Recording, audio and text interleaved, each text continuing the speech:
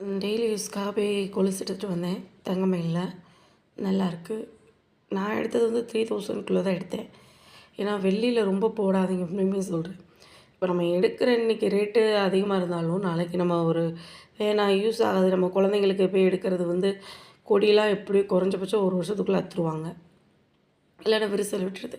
அந்த டைமில் என்ன பண்ணுவோம், சரி போட்டுட்டு பிள்ளைகளுக்கு வேறு ஏதாவது எடுப்போம்னு போனால், இப்போ அவங்ககிட்டயே எடுத்திருந்தாலும் சரி 25% லெஸ் பண்ணிட்டு தான் புது நகை எடுக்கணும் அப்படின்ற மாதிரிலாம் சொல்கிறாங்க. அதனால் மோஸ்ட்லி வெளியில் போடாதீங்க.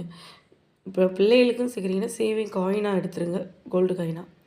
இல்லை டெய்லி யூஸ்க்கு எடுக்கிறீங்கன்னா அப்போதைக்கு வேண்டுற அளவுக்கு நகை மட்டும் எடுத்து வச்சுக்கோங்க. மோஸ்ட்லி வெள்ளியில் போடாமல் யூஸ் பண்ணுற அளவுக்கு மட்டும் வெள்ளியை எடுத்து வச்சுக்கிட்டு, மற்றபடி வெள்ளியில் நிறைய போடாதீங்க எனக்கு தெரிஞ்ச வரைக்கும். டெய்லி யூஸ்க்கு கொலுசு தங்கமயில் பார்த்து நல்லாயிருக்கு, எனக்கு பிடிச்சிருந்துச்சு. நீங்களும் போய் பாருங்கள். ஸ்கீம்லாம் நிறைய இருக்குன்னாங்க கோல்டு எல்லாமே. நான் அப்புறமேட்டு பார்க்கலான்ட்டு வந்துட்டேன். கொலுசு மட்டும்தான் பர்ச்சேஸ் பண்ணுற மாதிரி இருந்தேன். பிடிச்சிருந்துச்சுன்னொன்னே கொலுசு எடுத்துகிட்டு வந்துட்டேன். கெட்டி மாடல் தான் எனக்கு ரொம்ப பிடிச்சிருந்துச்சு. போய் பாருங்கள், உங்களுக்கு பிடிச்ச மாதிரியே நிறையா இருக்கும். நிறையா இந்த டெல்லி அந்த பக்கம் போடுவாங்க, அந்த மாதிரி டிசைனாக இருந்துச்சு.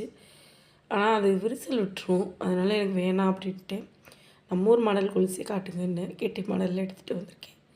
டிசைன்லேயும் இருக்குது, நம்ம பட்ஜெட்டுக்குள்ளேயும் அது கொஞ்சம் இருக்குது. அவங்க கேட்கும்போதே கேட்குறாங்க, ஆன்டிக் மாடலில் கொலுசு வேணுமா, இல்லை நார்மல் இப்போ நம்ம ஊரில் போடுற மாதிரி வேணுமா?